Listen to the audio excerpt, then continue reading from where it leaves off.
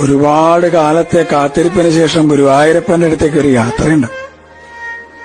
പരിഭവങ്ങളും സങ്കടങ്ങളും പരാതികളൊക്കെ ആയിട്ട് നടന്ന് ആ ശ്രീലകത്തിന്റെ മുമ്പിൽ അങ്ങോട്ട് എത്തുമ്പോ ഭഗവാനെങ്ങനെ കാണാം. ശംഖും ചക്രവും ഗതയും പങ്കജവുമായിട്ട് ചക്രവർത്തി ഭാവത്തിലുള്ള ഭഗവാന്റെ രൂപം അതങ്ങോട്ട് കാണുമ്പോ കണ്ണ് നിറഞ്ഞൊഴുകും, തൊണ്ടയിടറും, എല്ലാം മറന്നുപോവും. പരിഭവങ്ങളും സങ്കടങ്ങളൊക്കെ. ഗുരുവായൂരപ്പാന്നൊരു വിളിയുണ്ട്. ആ സമയത്ത് ശ്രീലകത്തുനിന്നൊരു നോട്ടമുണ്ട്. കാരുണ്യത്തിന്റെ കടലായ കണ്ണന്റെ നോട്ടം.